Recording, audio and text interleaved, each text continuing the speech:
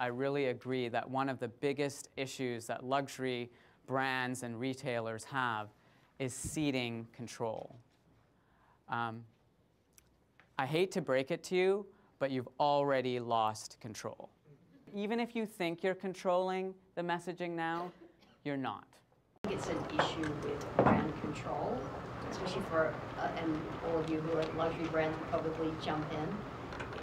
We're so controlled about the message and the branding, and I think that's why luxury brands have been slower to jump into this arena, because it is scary. Facebook and how it's really about openness and everybody, and really that's at odds with you know, what luxury brands are about, which are about exclusivity and craftsmanship and scarcity. And so if you look at who you are and what your brand is about and what it stands for and the essence of it, you know, is it consistent with, you know, what it is that Facebook is trying to do? Theoretically, what we know about luxury is this notion of scarcity and a lack of proximity to the consumer is a key part of what it means to be a luxury brand.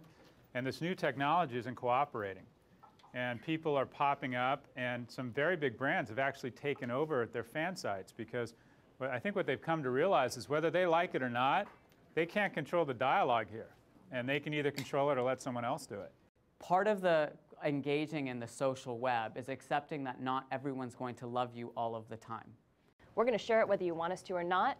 You need to share your brand's assets before somebody else does. I find a lot of luxury brands say they don't think their fan base are obviously their clients. And they're even afraid to push their clients to go and become a fan on Facebook because of the people that are there. How do you get to the right fan? Or make your real clients feel comfortable to be in this Facebook world? Are the people on Facebook really your customer? Well, I don't really think that's the point. The point is those are the people talking about your brand, and so they're the ones defining what your brand is. What I love about Facebook is it's an incredible viral engine. And you might reach somebody with an ad that signs up for your brand, but you're not going to be able to control their fans or their friends. And their friends might fall out of the target market. And so you don't have that control to be able to fill up all your fans with exactly what you want. You can just message them in a way that's consistent with the people you're trying to reach. The 6-apart perspective would be that you can create an immersive environment that leverages great technology like Facebook Connect, so that if they are a member of Facebook, then they can just sign in, and right there you get the benefit of that controlled environment without having to be right in the heart of, kind of mass marketization. The people who want to be able to afford your brand or would like to live the life your real customer is living, do you want to commingle, those people with your real customers? And I think at some level you might decide that some of these social media platforms are one way. You're communicating out to Facebook because some of your real customers are on Facebook, and you're not trying to foster a community inside of that platform. That might be a decision that's appropriate for the brand, because the thought of mingling aspirational and real is just too dramatic, kind of a challenge. And I think that's a fair, for a luxury brand, particularly an ultra luxury brand, that's a fair concern. We had this notion of building luxury brands was about creating an image, focusing on creatively driven and merchandise-driven culture, hiring the best professionals in the world, reigniting or reinforcing that image, and then running it in these wonderful magazines that had about a 95 or 98% margin on those pages. It was just a great business, and everyone seemed to be doing okay. And this technology did not get the memo on that ecosystem, right? The thing that has really turned publishing on its head is it can be summarized as renting versus owning. And this notion that if someone requests to hear from the brand, how powerful that is. Because they're basically saying, I'm so into this brand and I'm such an evangelist, I will read every ad you send me. It's basically opt-in marketing as opposed to interruption marketing. Traditional print, traditional broadcast media is interruption marketing. In exchange for great editorial, I get to interrupt you and you get to look at this ad on Trump Hotels. This is 800,000 people who've opted in. So basically, imagine this, the population of Miami is following Ivanka Trump.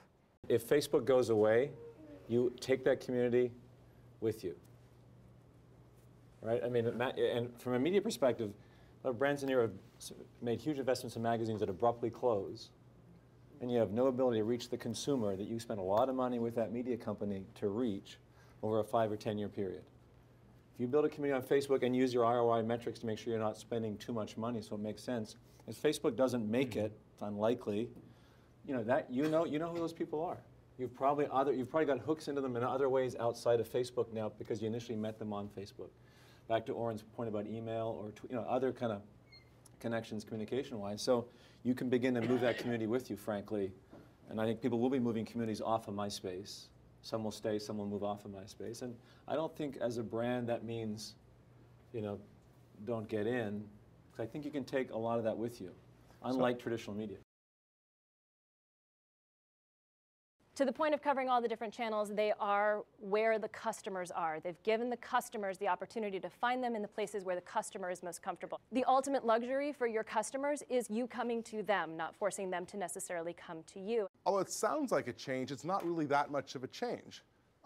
Where they're going might have changed, but for a long time, brands have done what they needed to do to get where people are. In the olden days, you had your store. Then you had catalogs that got sent out. Smaller brands like yourselves who do a ton of research to find out where is it that people who buy luxury goods are, and you put stores there. Where you don't say, I'm going to try to cram everybody on the planet into my store on Fifth Avenue.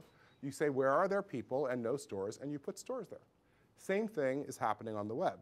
The thing not to do on social media is you shouldn't reinvent the wheel. How many people have created their own social media sites on their own sites? I think it's a bad idea. I don't think your engineers are going to be better than Facebook's or Twitter's. I don't think people are going to gravitate to that. I think you should look for people where they already are. Facebook is becoming, the way I think of it, it's becoming the operating system for Gen Y. People used to have DOS up, then they had Microsoft up, and then they had Internet Explorer up. Now it seems like every time you walk by a young person's computer, they have Facebook up. Consumers want to interact with you on mobile devices. They want to interact with you in Facebook. And when they say interact with you, that doesn't just mean look at an advertisement. It doesn't mean look at static content. Whatever you're building for people, they want to use those experiences where it's convenient for them, wherever they are, on whatever device they're using, in whatever service that they're acting in. We've been brought up to think that it's all about driving traffic to your website. That it's like every campaign, one of the measurements we look at is how many unique visits do we get to the site. And that's where it all happens. That's where we do our branding. That's where we sell, et cetera. And something that Peter Horan of Goodmail explained, and it seems obvious now, is to think of, all right, stop thinking about the website being at the center of everything. Your website is just around the periphery, and it's all these edge of network devices. It's your Kindle, it's your iPod, right? It's microsites, et cetera. The most important window that brands have to interact with, to engage with, and to impact consumers is their websites. And you would not know that by going to, I would say, 90% of the websites of luxury fashion brands. You would not know that this major change is going on.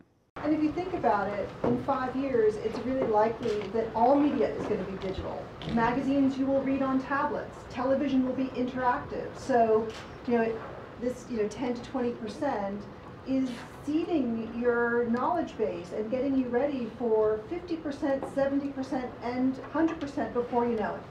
I'd be shocked if not every luxury brand, but the vast majority didn't have fairly robust Facebook efforts within the next 12 to 24 months. There's sort of theory, and then it's kind of what you have to do. It just doesn't feel like anyone has a choice right now. So it'll be interesting if a major luxury brand decides to withdraw from all of this and say it's just the risks aren't worth the upside.